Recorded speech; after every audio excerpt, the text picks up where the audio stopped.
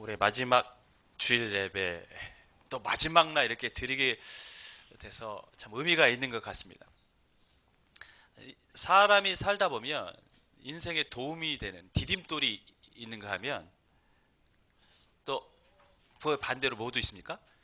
넘어지게 하고 실패하게 하는 걸림돌이 있습니다. 신앙생활에도 디딤돌이 있고 또 걸림돌도 있습니다. 옆 사람들은 디딤돌입니까? 걸림돌입니까? 라고 물어보면 이제 속으로만 대답을 하시겠죠. 우리 모두가 다 디딤돌이 됐으면 좋겠습니다. 서로 서로의 신앙을 세워줄 수 있는 디딤돌. 버가모교회, 예수님이 소아시아 7교회에 하시는 말씀 중에 세 번째 교회입니다. 이 교회는 참 좋은 교회였는데 걸림돌에 걸려서 넘어져서 예수님께 책망을 받았습니다. 도대체 무엇 때문에 걸려 넘어졌을까요? 예수님은 항상 소아시아 7교회에 대해서 자신의 메시지를 전할 때, 말씀을 전할 때 먼저 행하신 것이 뭐냐면 내가 누구인지를 소개하고 말씀을 전하셨습니다. 에베소 교회에는 오른손에 있는 7뼈를 붙잡고 7 금초대 사이를 거니시는 분, 이렇게 자신을 소개했어요. 그러니까 교회를 감찰하시고 교회를 운영하시는 분이 예수님이라는 것이죠. 그래서 첫사랑을 잃어버린 교회는 만약에 회개하지 않으면 교회를 옮겨버리시겠다고 권위자로서 말씀하셨어요. 서만학교회는 어떻습니까? 처음이요 마지막이요 죽었다가 살아나신 분이다, 이렇게 자기를 소개했습니다. 왜냐하면 서만학교회는 믿음을 지키다가 순교한 사람들이 있었고 그 믿음 때문에 자신의 생명을 아끼지 않았기 때문에 그들에게 나는 죽었다가 살아나신 분이다, 너희에게도 믿음을 지키면 부활의 소망이 있을 것이라는 격려의 메시지로 자기 자신을 소개했습니다. 오늘 버가모교회 예수님은 자신을 어떻게 소개합니까? 12절 말씀 우리 함께 읽겠습니다. 시작.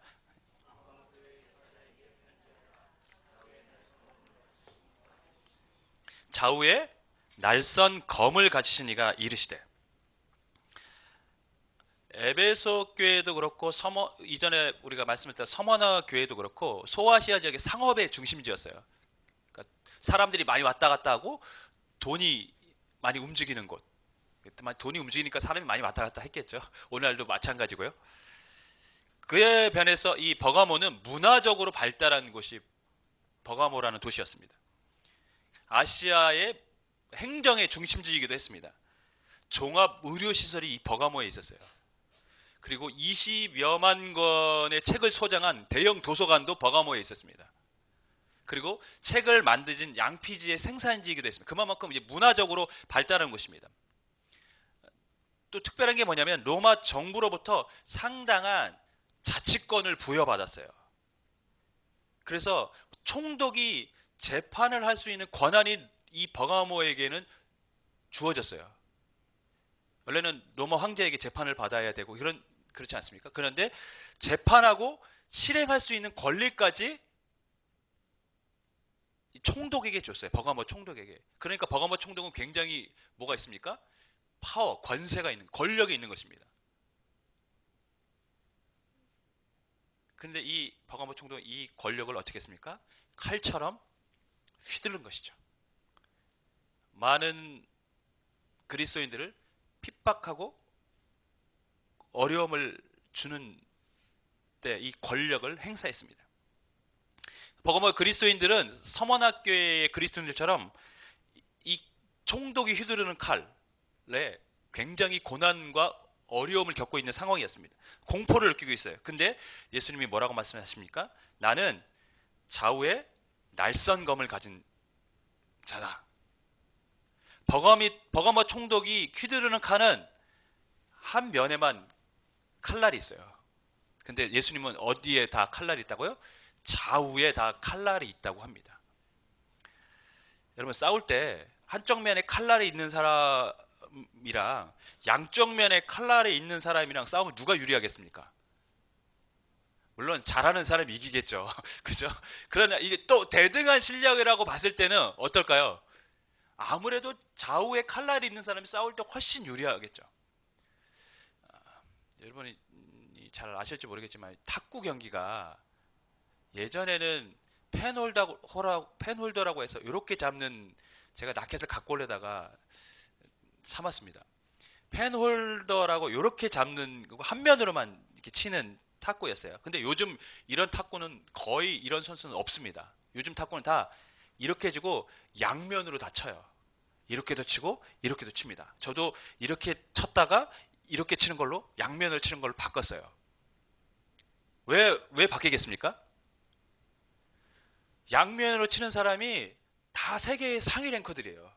이렇게 치는 사람은 이제 거의 선수들도 없어. 선수들이 지금의 아이들은 다 양면으로 치는 것부터 배웁니다. 이거 없는 줄 알아요, 아예. 이렇게 잡는 데 타법도 있긴 한데 뒤쪽에다 고무를 붙여서 이렇게도 치고 이렇게도 치려고 하지, 한 면만은 갖고는 탁구를 요즘 안 칩니다. 왜? 불리하니까요. 싸움에서 양쪽에 칼날이 있는 거랑 한쪽에 칼날이 있는 거는 여러분 상당한 차이가 있습니다. 근데 예수님은 지금 자신을 뭐라고 얘기합니까? 양쪽에 칼날이 있는 사람이다. 칼날의 그 검을 가진 사람이라고 했어요.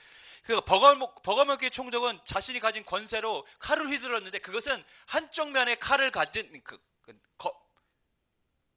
칼날을 가진 검에 불과하다는 것이죠. 뭔 말입니까? 세상의 어떤 권세도 힘도 예수님을 이길 수 없다라는 것이죠. 너희가 지금 고통을 당하고 있지만, 버거모 총독에게 고통을 당하고 있지만 그리스도를 믿는 자들을 이길 자가 없다라고 그들에게 지금 권면하고 그들에게 용기를 불어넣고 있는 거죠. 나는 양쪽에 낯선 검을 가진 분이다. 올해가 종교교육 500주년이 되는 해입니다. 아셨습니까? 1517년에 10월 31일 루터가 비텐베르그 교회 정문에 95개의 반박문을 붙이면서 종교 개혁이 시작이 됐습니다. 당시 교황의 파워는 상당했습니다. 서유럽의 정치에 깊이 관여했고 엄청난 부를 가지고 있었기 때문에 종교 개혁자들은 이 교황청의 핍박에 목숨도 많이 잃기도 했고 굉장히 고난을 많이 받았습니다. 루터도 비텐베르그 그 성 안에 지하에 감금이 되어 있는 상태였어요. 근데 그 지하 방에 지금도 잉크 자국이 기둥에 남아 있다고 합니다. 그 잉크 자국이 뭡니까? 루터가 던진 잉크병들이죠. 왜 던졌을까요? 내 인생 돌려줘! 뭐 이런 겁니까? 왜 내가 이렇게 고난을 받아?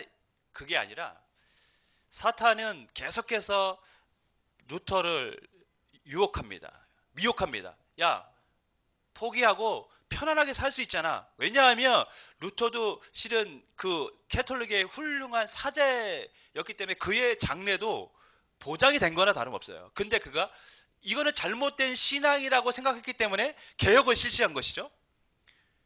그렇기 때문에 사탄은 야, 편안한 삶이 있잖아. 포기해. 그럴 때마다 루터는 자신이 갖고 있던 잉크병을 집어던지면 사탄아 물러가라.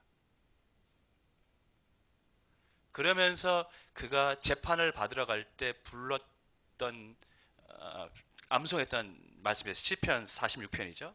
그 말씀을 기초로 해서 지은 찬송이 있습니다. 그게 뭐냐면 내 주는 강한 성이요라는 찬양이에요. 내 주는 강한 성이요 방패와 병기 되시니 큰 환난에서 우리를 구하여 내시느라.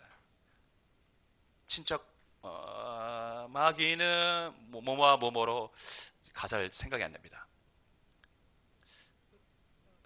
우리를 죽이려 하나 천하에 누가 당하랴. 내 힘만 의지할 때는 패할 수밖에 없지만 주님을 의지할 때는 우리가 승리한다. 예수님은 지금 핍박을 당하고 있는 버거모 교회 성도들에게 말씀하고 있습니다. 세상에 어떤 권세보다 더 뛰어난 권세를 가진 그런 분이 너희 앞에 있다는 것이죠. 여러분 2017년도 마무리하고 내일이면 이제 2018년도가 시작이 됩니다. 기대도 되지만 실은 걱정도 되는 게 우리의 미래죠. 그러나 주님은 오늘 우리에게 이렇게 말씀을 하고 계십니다. 좌우에 날성검을 가지시니가 바로 너의 앞에 있다. 너의 옆에 있다. 너와 동행하고 있다. 주님이 크신 권세로 우리를 지켜주실 줄 믿습니다. 우리가 그 하나님을 믿고 살아가는 것이죠. 예수님은 버가모 교회 성도들에게 13절에 이렇게 얘기했습니다. 내가 어디에 사는지를 내가 아노니 거기는 사탄의 권자가 있는 데라. 예수님은 버가모 성도들에게 네가 어디 살고 있는지 내가 알고 있다 이렇게 말씀하고 있어요. 저는 지금도 이사 간 지 거의 1년 다 돼가는데 우리 집 주소 모르겠어요. 그래서 뭐 요즘 배달 음식 시키면 어디에요? 그러면 카톡에 우리 아내가 보내주신 이란다. 보내준 그, 그 주소 막 찾아가지고 불러주거나 아니면 그쪽에서 먼저 주문한 내역이 있으면 어디죠? 뭐 이렇게 먼저 나와요. 지금도 몰라요. 지금도. 근데 주님은 지금 버가모 교회 성도들에게 내가 어디 사는지 알고 있대요. 여러분의 집 주소를 주님이 알고 계실까요? 지금 그 이야기인가요? 버가모 교회는 약 390m 높이에 세워진 천연의 요새 같은 도시예요. 여러분, 높이 있다라는 것은 어떤 특징이 있습니까? 높이 있다라는 것은 잘 보인다는 것이요. 남산타워 왜 잘 보입니까? 서울에서 가장 높은 산 위에 있기 때문에 잘 보이는 거예요. 그러면 높은 산 위에 옛날 사람들은 뭘 졌을까요? 신전을 졌습니다. 우상의 신전들. 그래서 이 버가모에는 이집트의 신전도 있었고 헬라 제우스의 신전도 있었어요. 그러면 황제들이 자신들의 신전을 거기다 졌을까요? 안 졌을까요? 당연히 졌겠죠. 도미티안도 거기다 신전을 졌고요. 히드리안도 거기다 신전을 졌어요. 그러니까 지금 버가모라는 도시는 어떤 도시입니까? 우상의 꽃을 피운 도시가 버가모라는 도시입니다. 황제 숭배의 꽃을 피운 도시가 버가모라는 도시입니다. 서머나가 황제 숭배의 신전을 처음 짓고 시작한 곳이라면 버가모는 그 꽃을 피운 곳이에요. 여러분, 근데 주님은 거기에서 신앙생활을 하고 있는 버가모 성도의 뭘 알고 있다는 것이죠? 너희들의 상황은 처지를 알고 있다는 것입니다. 장소가 여러분 중요합니다. 장소 굉장히 중요합니다. 여러분, 북한에서 태어나면 이렇게 자유롭게 예배할 수 있었을까요? 불가능했습니다. 태국은 불교의 나라입니다. 높은 곳엔 다 뭐가 있습니까? 절이 있고 엄청난 석가모니 상들이 있습니다. 그래서 태국 가면 높은 데 가면 석가모니 상 다 보여요. 불교의 나라입니다. 여러분, 우리가 불교에서 태어났으면 지금 이렇게 예배할 수 있습니까? 불가능합니다. 우리가 아프리카에서 태어났으면 지금처럼 풍요롭게 먹고 살 수 있습니까? 불가능했습니다. 장소가 중요합니다. 신앙생활도 중요합니다. 여러분, 장소가. 버가모 교회 성도들은 황제 숭배와 우상이 꼽힌 도시에 살고 있었어요. 당연히 그곳에서 믿음을 지키는 것은 어려웠다라는 것을 우리는 그냥 느껴집니다. 힘들었겠구나. 13절 우리 다시 한번 읽도록 하겠습니다. 시작.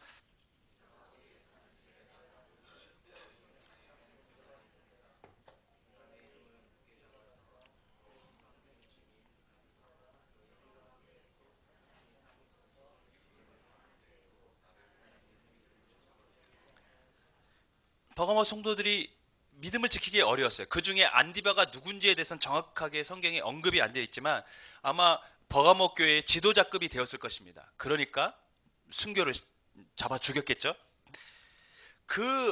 그렇게 순교를 당하기까지 그들도 예수님을 믿는 것이 어려웠습니다. 그런데 주님은 네가 있는 곳을 알고 있다라고 말합니다. 주소를 알고 있다는 게 아니라 너희들이 그러한 어려운 상황에서 믿음을 지키고 있다는 것을 내가 보고 알고 있다고 말씀하신 것입니다. 너희의 처지를, 너희의 상황을 알고 있다. 주님은 우리의 처지와 상황을 알고 계시는 분이신 줄 믿습니다. 주님은 우리의 상황을 알고 계세요. 힘들고 어렵게 직장 생활하면서 교회에 나오시는 거 알고 있습니다. 여러분 삶이 매일의 삶이 쉽지 않다라는 거 주님이 알고 계십니다. 모르시지 않습니다. 그렇게 고되게 일하면서 토요일 날 교회 청소하시는 분도 계시고 또 주일날에는 주방 봉사하시는 분들도 계시고 그렇게 수고하는 거 주님이 알고 계십니다. 모르시지 않습니다. 너희가 그렇게 믿음을 지키고 있는 거, 섬기고 있는 거 알고 있다. 여러분, 그래서 히브리서의 저자는 우리를 궁일이 여겨주시는 분께 우리의 마음을 이해하고 알고 계시는 분이시기 때문에 예수님은 어떻게 하라고요? 은혜의 보좌 앞에 매일 담대히 나아가라. 주님이 너희를 위로해 주실 것이다. 이렇게 말씀하셨어요. 여러분, 우리를 알고 계십니다. 제가요, 고민이 되는 게 하나 있어요. 하나님이 제게 주신 은사가 있는데 그걸 많이 활용하는 게 맞는 건지, 근데 그걸 너무 많이 활용하면 잘난 체 하는 건지를 잘 몰라가지고 요즘 고민이 돼요. 그래서 이게 설교를 하면서 찬양을 자주 부르는 게 맞는 건지 아니면 이게 자제를 해야 되는 건지 굉장히 지금 혼란스러워요. 실은 찬양을 준비하면서 또 다른 곡이 하나 생각났어요. 그 곡이 뭐냐면 나를 지으신 주님 내 안에 계셔 처음부터 내 삶은 그의 손에 있었죠. 내 이름 아시죠. 내 모든 생각도 아바라 부를 때 그가 들으시죠. 하나님을 아버지라 부를 때 나를 알고 계신 주님이 듣고 계시고 우리를 위로하시는 분이십니다. 예수님은 버가모 성도들이 고난을 당하고 있는 것에 대해서 알고 있다고 말씀해요. 네가 그러한 상황에서 믿음을 지키고 있는 걸 알고 있다. 서머나교회처럼 칭찬을 해주신 것이죠. 그럼에도 불구하고 주님이 책망하신 게 있어요. 14절 15절 말씀 우리 같이 읽겠습니다. 시작.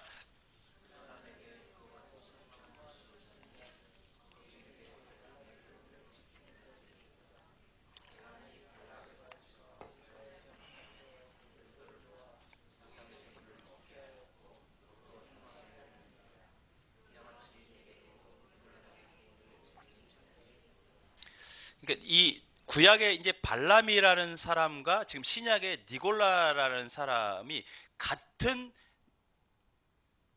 그런 행동들, 주장을 했던 것이죠. 그러니까 에베소 교회는 니골라 당의 가르침을 어떻게 했습니까? 거절하고 그의 잘못된 것을 바로 잡았다면, 근데 버가모 교회는 반대로 그들의 가르침을 따라갔습니다. 즉 니골라의 가르침, 구약의 발람이 했던 것 같은 동일한 것을 그들이 따라갔던 것이죠. 그럼 발람이 했던 일은 뭘까요? 발람은 주술사였어요.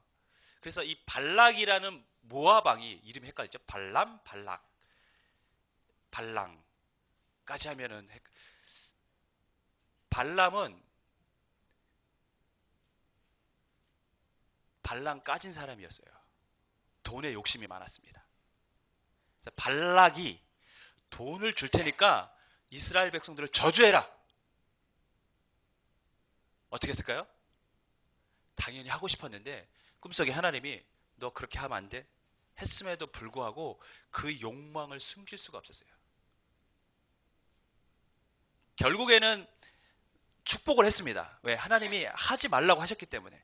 그런데 그 뒤에 또 다른 사건을 저지릅니다. 이스라엘 백성들을 넘어뜨릴 방법을 계략을 세워서 발락에게 찾아갑니다. 그것이 뭐냐면, 원래 그 과거에 우상을 섬기던 사람들의 대부분의 특징이 뭐냐면, 신전에는 항상 누가 있습니까?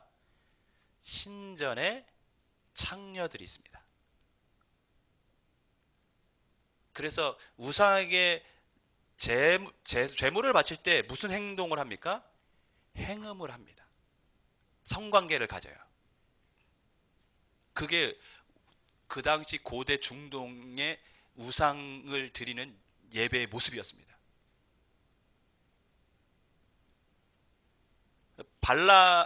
바알이 풍요의 신이고 비의 신이잖아요. 그래서 바알에게 비를 내리기 위해서 어떻게 해야 됩니까? 바알을 흥분시켜야 된다고 생각했어요. 왜냐하면 그 당시 그 사람들은 바알의, 여러분 다 성인이니까, 정자가 비라고 생각했어요. 그러니까 바알을 흥분시켜야 돼요. 흥분시키기 위해서 그럼 어떻게 해야 됩니까? 여자들과 본인들이 그 성적 관계를 해서 바알을 흥분시켜야 된다고 믿었어요. 그런 문화권에서 지금 버가모 성도들도 살아가고 있었습니다. 우상을 섬기고 행음하는 것이 너무 자연스러운 거예요. 발람은 그것을 이스라엘 백성들을 미혹하는 데 사용했습니다. 이스라엘 남자들을 초청해서 그 제사에 참여하게 하고 제사에 바친 제물을 먹게 했을 뿐만 아니라 거기서 여자들과 관계를 맺게 한 것이죠. 이스라엘 백성들로 하여금 첫 계명, 우상을 섬기게 하고 간음하지 말라고 했던 계명을 같이 범하게 한 것이죠. 근데 그 가르침이 니골라의 가르침이었다는 거예요. 그리고 버가모 성도들은 그 니골라의 가르침을 받아 우상에게 바쳐진 제물을 먹고 행음을 했다라는 거예요. 근데 우리는 여기서 이 본문을 읽으면 이해가 안 가는 부분이 있어요. 뭡니까? 믿음을 지키기 위해서 목숨까지도 아끼지 않았는데, 그렇죠? 지금 그랬잖아요. 믿음을 지키기 위해서 목숨도 아끼지 않았는데 왜 이런 일을 저질렀지? 납득이 안 가요. 우리가 보기에는 명백한 죄 같은데 왜 이 일에 걸림돌이 됐을까요? 여러분, 버가모 교회 성도들에게 우상의 제물을 먹고 그 신전에 창녀들이 한둘이 있었던 게 아니에요. 굉장히 많습니다, 여러분. 그런 사람들과 관계를 맺는 것은 오랜 세월 동안 뭐 하는 것이죠? 보고 온 것입니다.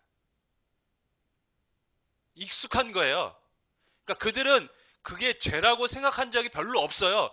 그냥 그렇게 살아가는 것이 맞다라고 지금까지 살아왔는데 예수님을 믿으면서 그게 완전히 달라져야 되는데 그것을 버리지 못한 것이죠.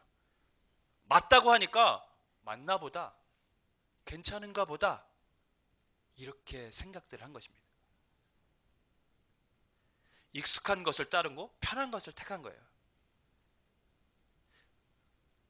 여러분, 오늘날 우리가 지금 이 본문을 대하며 그래도 그게 어떻게 죄가 아니라고 생각할 수 있지, 우리는 이렇게 지금 다들 그런 생각 갖고 계시죠? 그게 정상입니다, 여러분. 그게 뭔 죄야? 괜찮지? 이러면 큰일 나는 것이죠. 그런데요, 여러분, 10년이 지난 뒤, 20년이 지난 뒤 과연 우리가 이것에 대해서 지금처럼 심각하게 생각할 거라고 생각하십니까? 저는 아닐 거라고 봅니다. 지금 우리 시대의 젊은이들 결혼 전에 성관계를 맺는 것 굉장히 자연스럽게 생각하는 분위기로 다들 흘러가요. 선전도 그렇잖아요. 20대 젊은 아이들이 나와서 피임약 선전하고 콘돔 선전하고 그거 마치 미화시켜서 선전하고 당연한 거라고 지금 사회에서 그렇게 부추기고 있어요. 10년이 지나고 20년이 지나면 과연 우리가 결혼 전에 순결을 지키는 것이 옳다라고 했을 때 사람들이 그것에 대해서 어떻게 생각할 것 같습니까? 아마 무슨 고리타분한 고조선 때 이야기냐 이렇게 생각할 수도 있어요.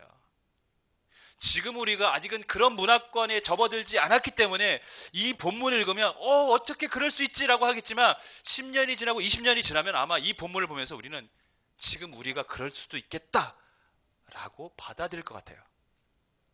그만큼 시대가 점점 타락해 가고 있고 성적으로 문란해지고 있습니다.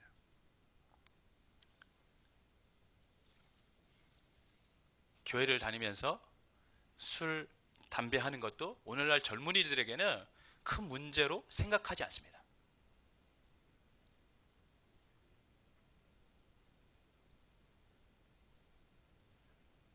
청년들 모임 끝나고 술 마시러 가고 그래요. 요즘 교회에 제대로 신앙생활을 하는 사람들 많지 않습니다. 여러분, 큰 일, 명분이 있는 것에는 우리의 목소리를 낼 수 있습니다. 진리를 사수하고 선교에 앞장서고 교회를 세우는 일에 열정을 낼 수 있습니다. 그러나 정작 어떤 일에 넘어집니까? 우리가 익숙한 것에 넘어지는 것이죠. 작은 일에 넘어지는 것입니다. 편하고 익숙한 것을 버리지 못해서 넘어지는 겁니다.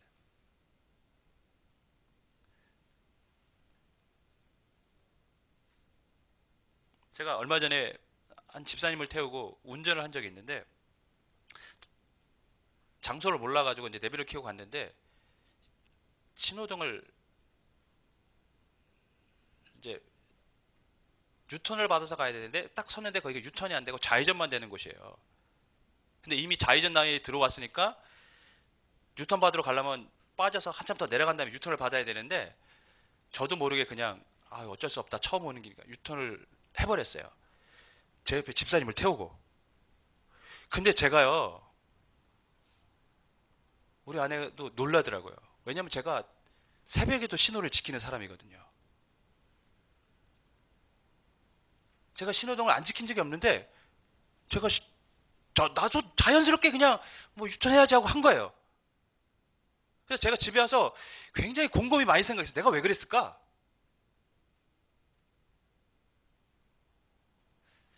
제가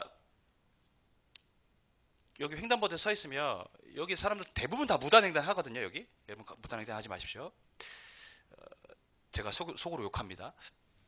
제가 무단횡단하면 다 뭐라고 해요. 아니 저 사람들, 왜냐면 본인이 만약에 만에 하나 사고가 나면 본인뿐만 아니라 그 운전을 한 사람도 피해를 입기 때문에 다른 사람에 피해를 주는 행동이거든요. 그래서 제가 보면 막 뭐라고 했어요. 그런데 어느 날 보니까 내가 지금 불법으로 유턴을 한 거예요. 내가 왜 그랬을까? 그러면서 제가 느낀 게 있었어요. 내가 이미 다른 사람들이 하는 행동에 나도 같이 물들어가고 있구나. 그냥 그 사람들 다 그렇게 하니까 나도 그게 된다고 생각하고 그냥 그런 식으로 의식하고 지금 살아가고 있구나. 여러분, 버가모 교회의 모습이 그랬습니다. 세상의 사람들은 그렇게 살고 있어요. 행음하고 우상에 바쳐진 재물 먹고, 그것이 그들의 문화였고 역사였어요. 그런데 그것에 대해서 니골라가 야 그거 아무런 문제 없어, 그거 우리 문화야, 괜찮아 라는 말에 사람들은 다 동의를 한 거죠. 그럼 우리 문화지, 우리가 그렇게 해왔는데. 여러분, 그런데 주님은 그것을 책망하셨어요. 너희가 걸림돌에 넘어졌다라고 말씀하셨어요. 무슨 의미입니까? 너희는 세상과 다른 삶을 살아야 된다는 것이죠. 세상 사람들이 다 그렇게 해도 너희도 그렇게 해서 된다고 생각해서는 안 된다는 것입니다.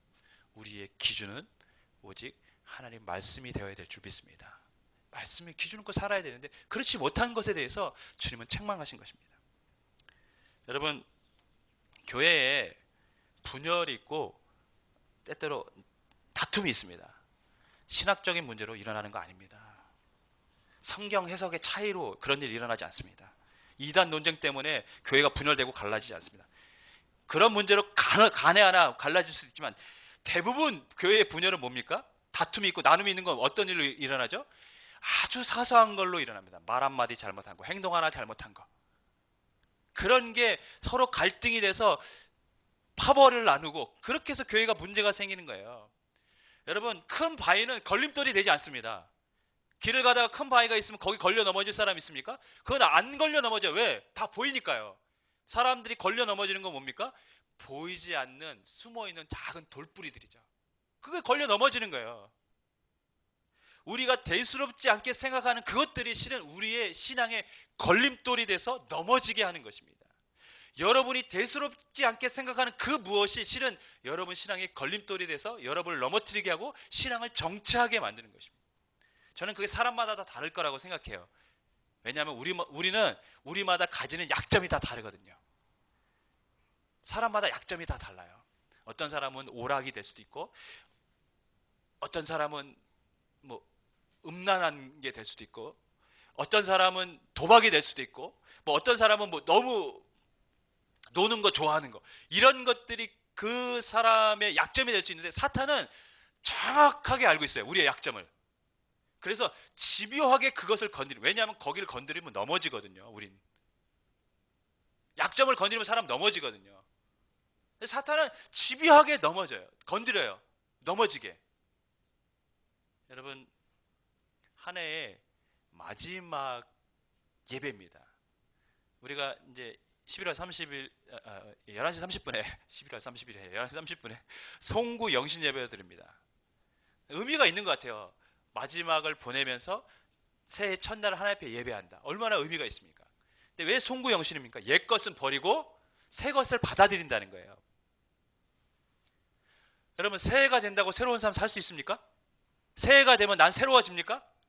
한 살 먹은 것 말고는 새로워지는 게 없어요. 새해가 새로워지기 위해서는 제일 먼저 해야 되는 게 뭡니까?